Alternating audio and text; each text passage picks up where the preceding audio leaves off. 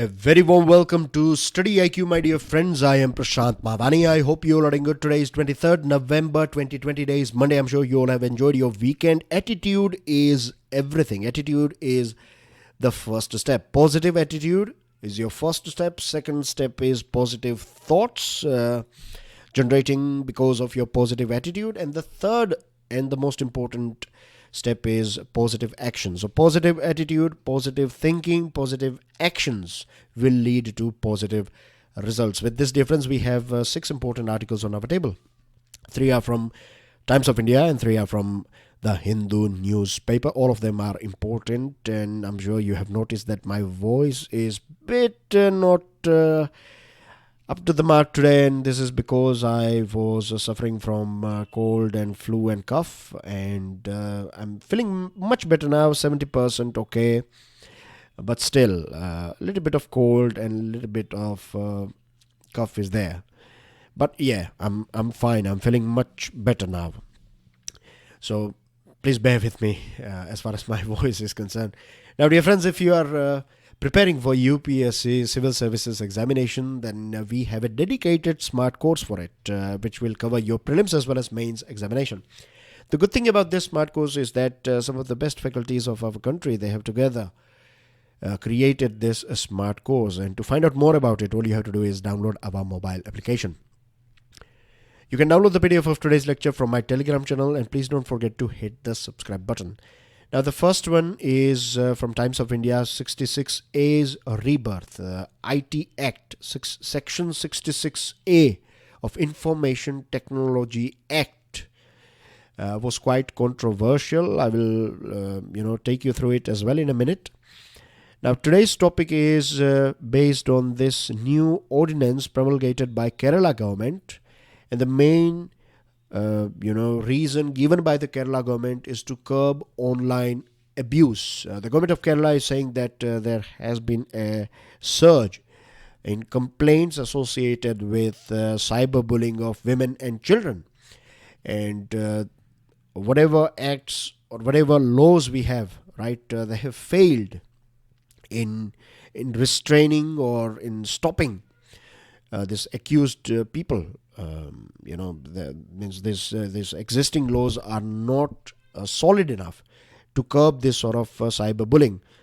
So this is the reason why Kerala government has came out with this new section. They have added one section in Kerala Police Act. This is section 118A. And this is quite controversial because the reality is that we have ample provisions in IPC as well as we have a POCSO Act as well. Now, give me the full form of POCSO Act. Stick your answer in the comment section. So the reality is that we have enough provisions under IPC, and we have a dedicated POCSO Act as well to tackle this type of abuses. If we analyze this thing, if we look at this section 118A of Kerala Police Act, then it looks like that this is, if we keep this thing under magnifying glass, then it looks like this is a tool launched by Kerala government to silence its critics. Anyone who expresses, publishes, or disseminates false views that threaten, abuse, humiliate, or defames another person or class of persons, causing injury to the mind, reputation, or property, faces a 3-year jail term. Now, this is draconian. It looks like the government of Kerala is trying to curb, media here. And, if you, as a media, as a newspaper, as a TV channel, or as a program or something, if you say something negative about the government, then this section 118A can be applied as per this editorial of Times of India. Now, let me take you through section 66A of the Information Technology Act. It criminalized offensive communication causing annoyance, inconvenience, danger, obstruction, insult, injury, etc. led to several ordinary citizens being jailed for dissent before the Supreme Court struck it down. The Supreme Court of India struck down this section 66A of IT Act because so many enlightened citizens were kept behind the bars. They were arrested under this section 66A. So it was very draconian. If you say something about someone, then you can be, chucked behind the bars, or you will be, you will be jailed because you have said something on social media. So finally, Supreme Court found that this was draconian and this was not legit, this was not legal, or it was against this freedom of speech. That if you even criticize, if you are logically saying something, then as well you can be kept behind the bars. So Supreme Court did the right thing by rejecting or by removing this Section 66A of Information Technology Act. And it looks like with a new, with a new skin or with a new dress, the Kerala government has came out with, or it has resurrected this Section 66A with a new name, that is Section 118A under this Police Act. Kerala law allows a police officer, this new law allows a police officer to register an FIR, begin a probe and make arrests, even on grounds like someone being humiliated or defamed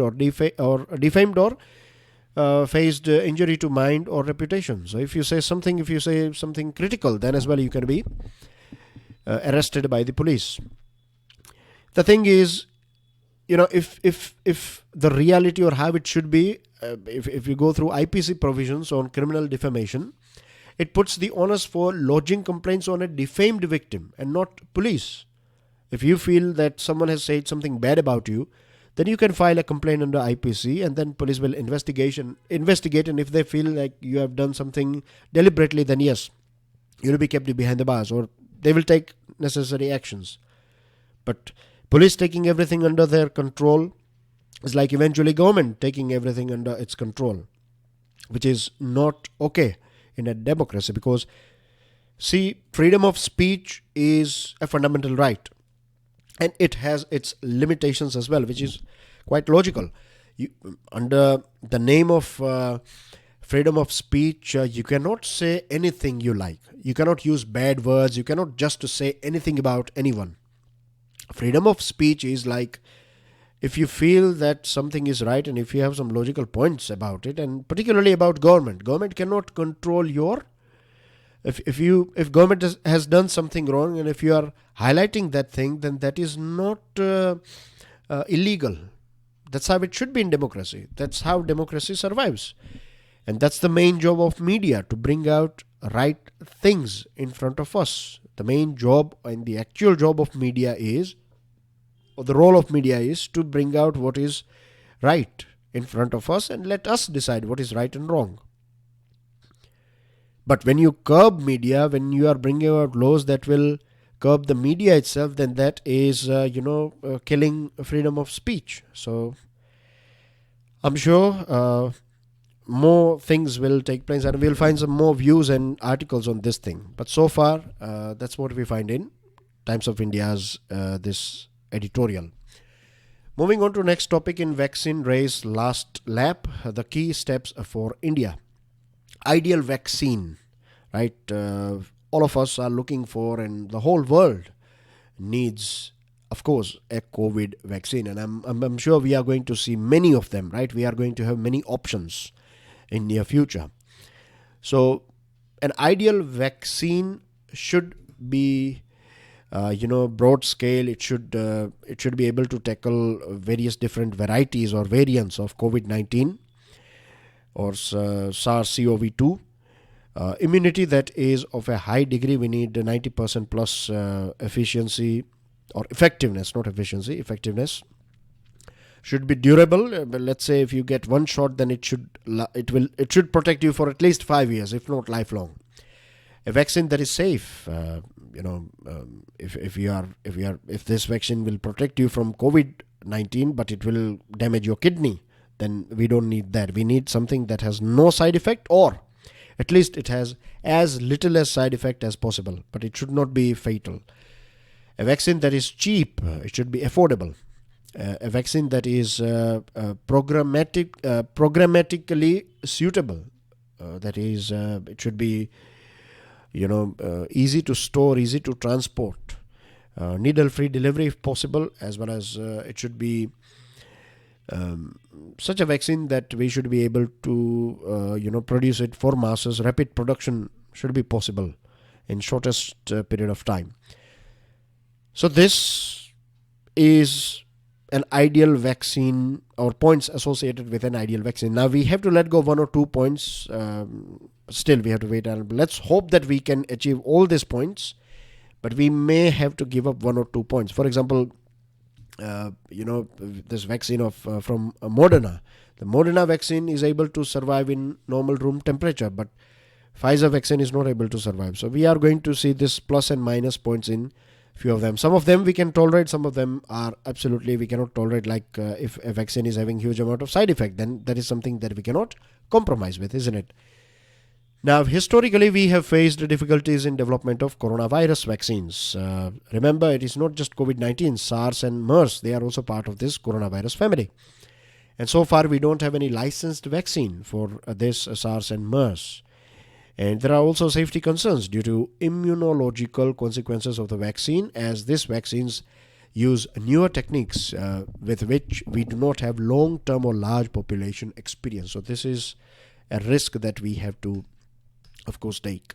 Most of the vaccines which are in third phase trial, and some of them are, in near future, they will be in production pharmaceutical factories. So, most of them, it looks like they will be given us in 2 doses. So the question is how we are going to administer this vaccine. Right? The World Health Organization has issued some guidelines for prioritization of or for vaccine recipients. The most logical thing is, of course, to give it to corona warriors. So here we are talking about those people who are in medical field, police officers or police personnel, defense personnel, of course, because they are protecting, they're important for national security, and important executives and those people who are responsible for running your city, state or country. So, and of course, people with comorbidities, vulnerable people like elderly people, pregnant women and stuff. So first of all, we have to protect them. That is the most logical thing. Most vulnerable and most essential people should be protected. And they say that in first phase, the government will try around the world, right? All the governments will try to cover at least 20% population. The most important this category, right? With like corona warriors and essential peoples, etc., and people with comorbidities. Then in second and third phase, we can cover other people. That's how it's going to be rolled out. It's not like once we have vaccine that every one of us will get vaccine on the same day or in the same month. It will take time, because here we are talking about immunizing nearly 8 billion people. We are talking about global population. Each and every one of us need to get this jab of vaccine. Because remember, COVID in any one particular corner of earth, right, is a threat for the whole humanity. So the greatest challenge would be to immunize the poorest and the most vulnerable. How we are going to create protocols for vaccination drive in slums, how we are going to identify migrants and refugees and people with disabilities. So this is going to be also a greatest challenge. Then we have this other thing, that immunization strategy.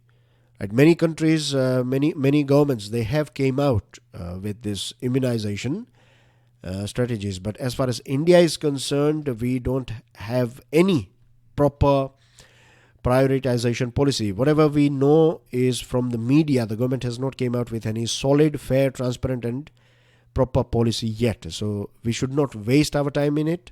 We should do it as quickly as possible, because this reminds us of this Aadhar Card. When Aadhar Card was made mandatory, in the starting phase, when everyone was rushing to get one, at that point of time we saw a huge amount of crowd, a big long queue. You have to wait for a whole day or 2 days and 3 days in some places to get your Aadhar Card. We don't want to see something similar when it comes to vaccination, because The more crowd there is, the more problematic it is going to be. It is vaccine that will protect you. There is a difference between vaccine and a medicine. Medicine is something that if you are suffering from a fever, then you take a medicine and then you'll be okay. Vaccine is something that you take in advance and that will protect you from that particular virus or bacteria or etc. So we don't want to see a situation where we find thousands of people, in a particular place. We don't want to see this sort of crowd.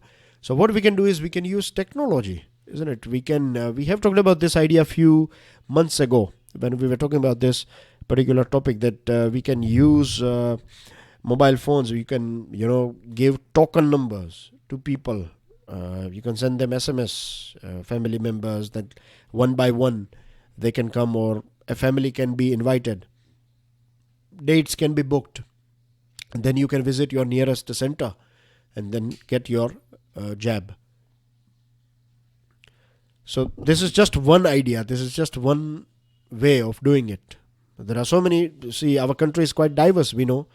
We don't have same facilities in all the villages. In various different states as well, they have different facilities. So we have to work this plan out as quickly as possible, or else it's going to be very problematic later on.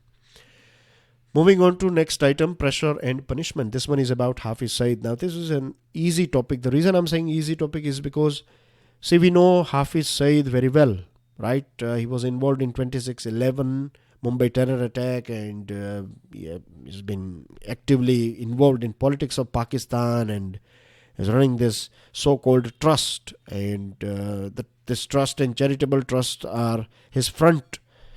They are like front, or they are like their showroom. That actual things are going in back office or in your go down. Like you are selling, you are giving food and other things as charity, but in reality you are promoting terrorism, and the whole world is aware about this thing. Now Hafiz Saeed is convicted and he's been given 10 years jail term by a terror court of Pakistan. But the thing is, he's already behind the bars since last July, and he is serving 2 sentences of 5.5 years each. So total he is going to be behind the bars for, let's say, 11 years. And this new conviction is giving him some 10 years punishment. So this is not going to be 11 plus 10, 21 years of jail. It's going to be total 11 years. This will be concurrently served by him. So he will be behind the bars for total 11 years, roughly speaking. Now this is not a permanent solution, and he is behind the bars. So he is technically under the security of Pakistan government now. It was only after US declared a bounty on Saeed's head and the UN proscribed his organizations that Pakistan, facing pressure from the FATF, banned his organizations. Only when FATF tightened the noose around Pakistan's neck, only after when USA started creating pressure. India has said about Hafiz Saeed, till it's been nearly 3 decades now. We are saying that this guy is a terrorist and he is using various different names. He founded LET and then he changed its name to some other organization, and he will do the same thing.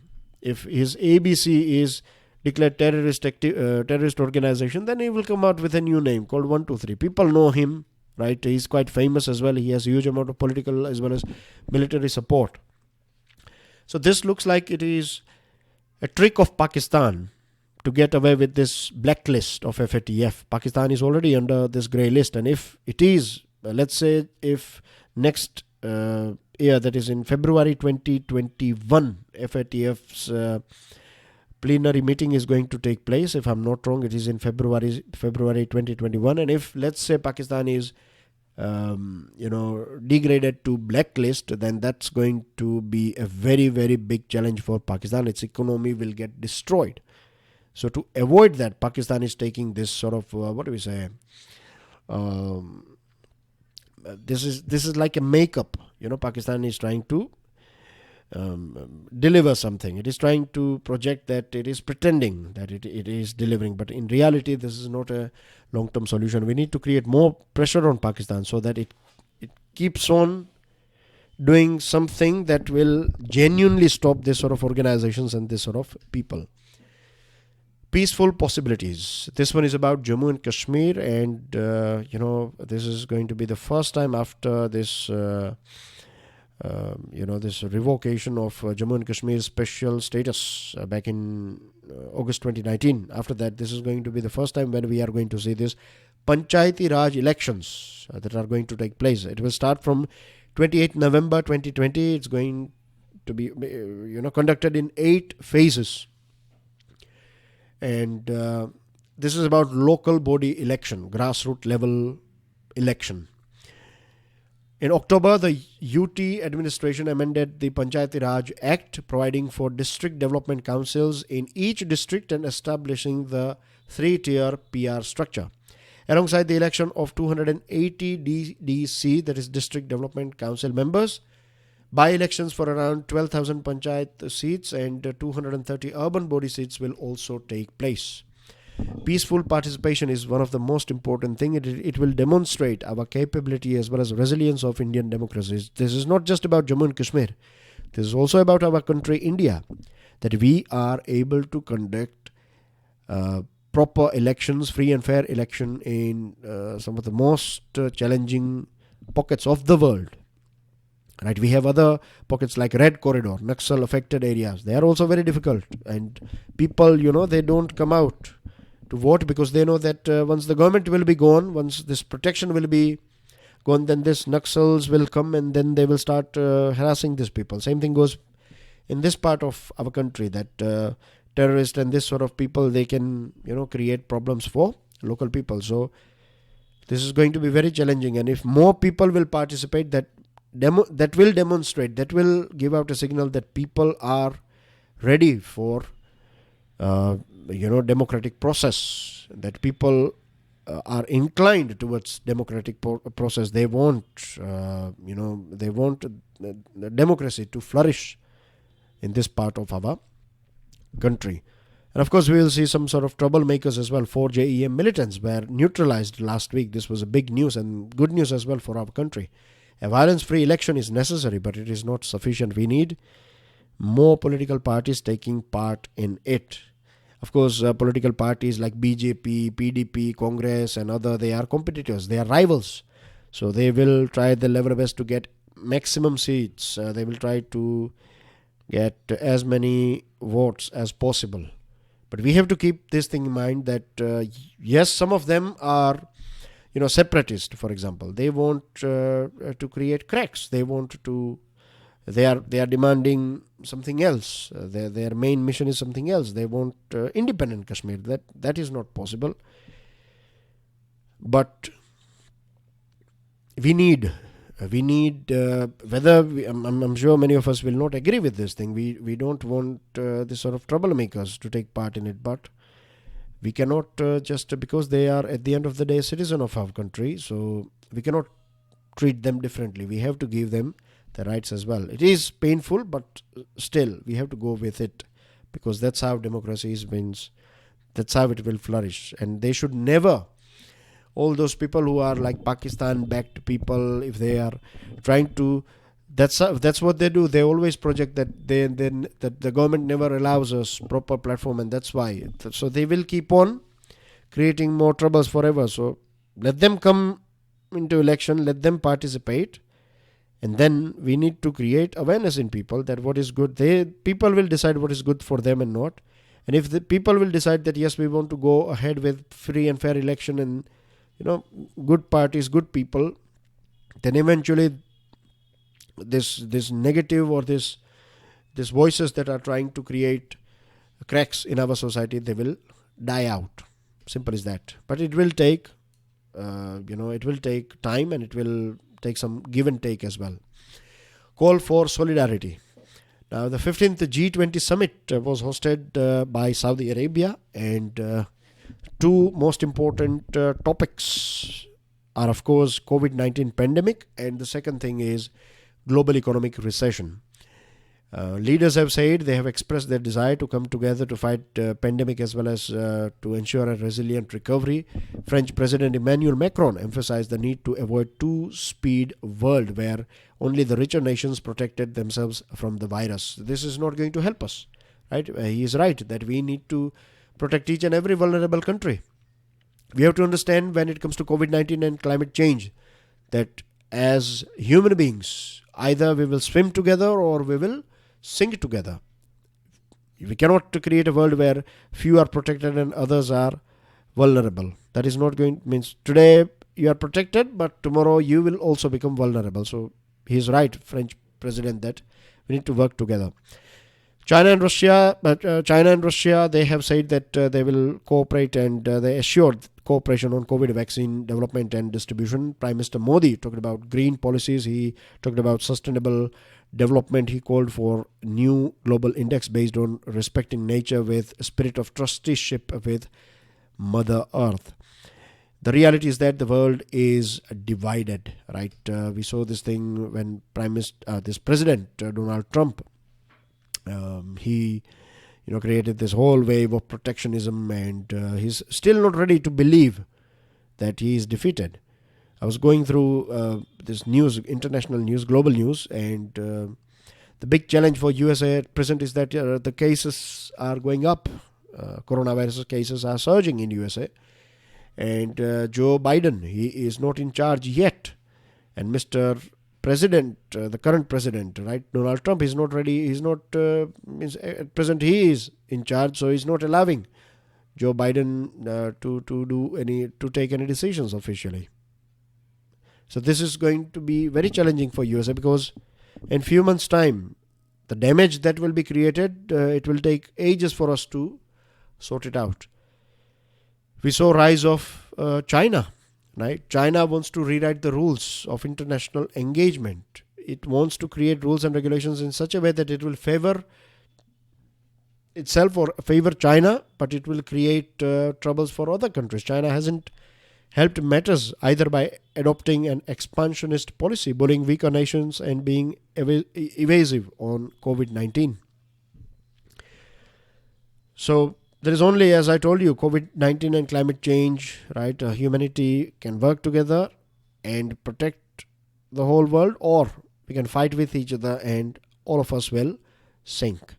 So the decision is in this country's most powerful nations. They need to sort out their differences, and they have to understand that either swim together or sink together. That's the only two options we have.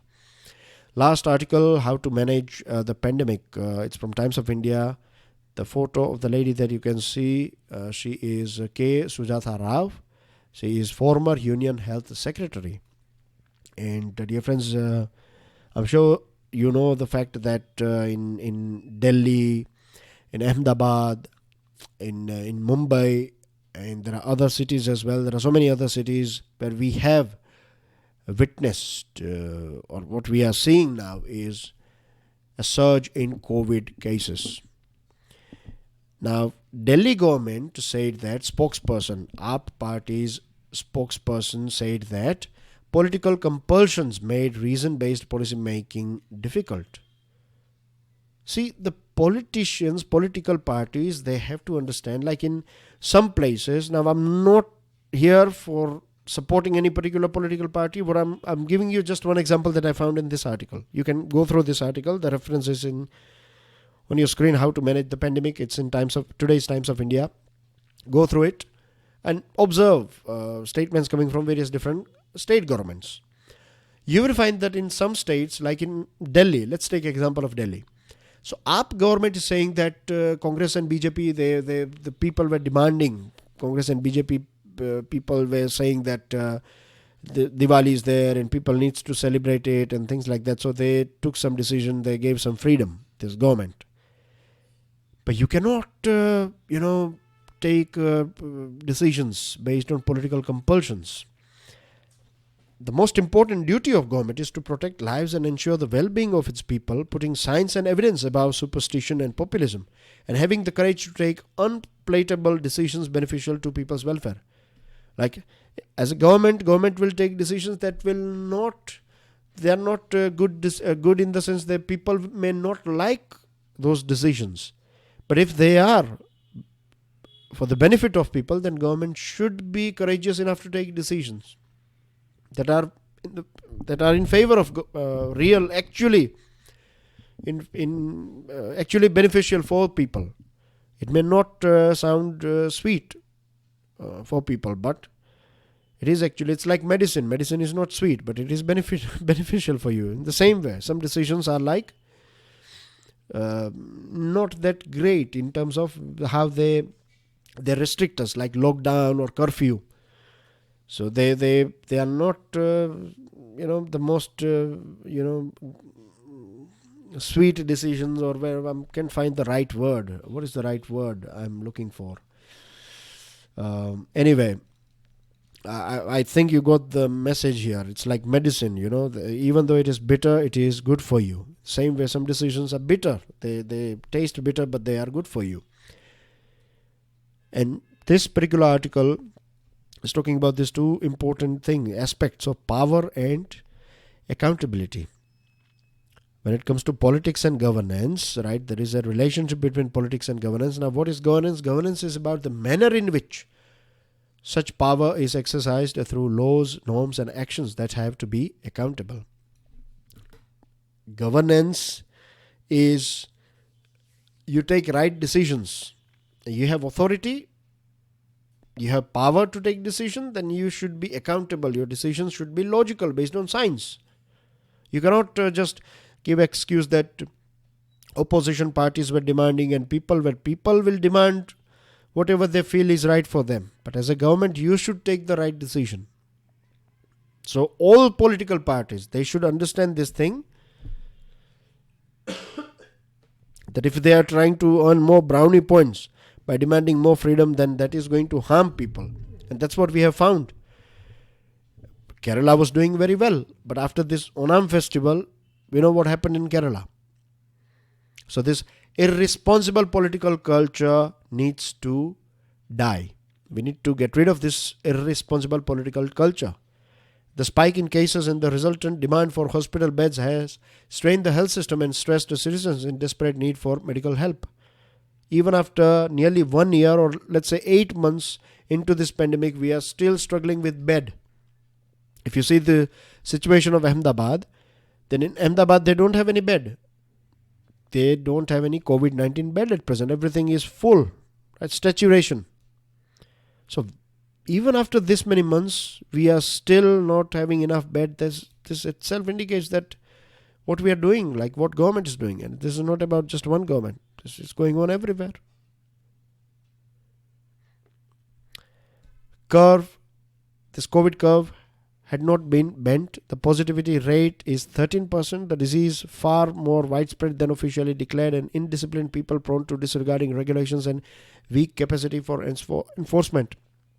Then it falls upon the government to come up with clear policies, rules, laws, and massive information campaign.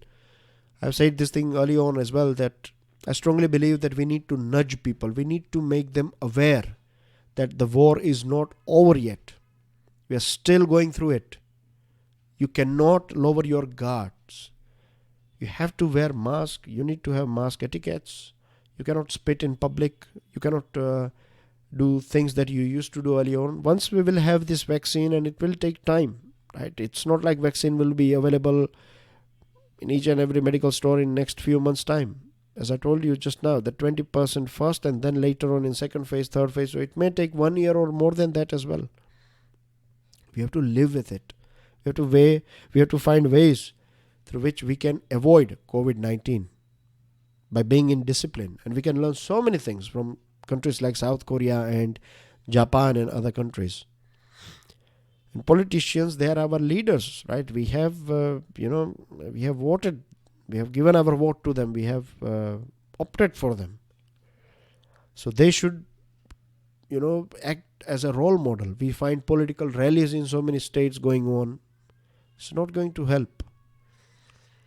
So our political culture is impairing the much needed nimbleness of decision making by state governments due to the constant sniping of the opposition parties and a central government wanting credit and appropriating blame. The vaccine is still far away from us. We need a national strategy plan where we can have some sort of customization depending on the situation or a state. And based on that, we need to have some standard operating procedure. So if you are dealing with a slum, then these are the steps that you need to take. Dealing with villages, then these are the things that you need to follow. If you are dealing with a crowded city, then these are the steps that we need to come out with this sort of scientific steps and not political calculations. And that's everything from my side, dear friends. I'll see you soon with daily financial news analysis. These are some news items. Of course, you can download the PDF. PDF is available on my Telegram channel now, so you can visit my Telegram channel and download it. And please make sure that you share this lecture with other students, and I will see you soon. Thank you very much for watching this video. God bless you all. Jai Hind.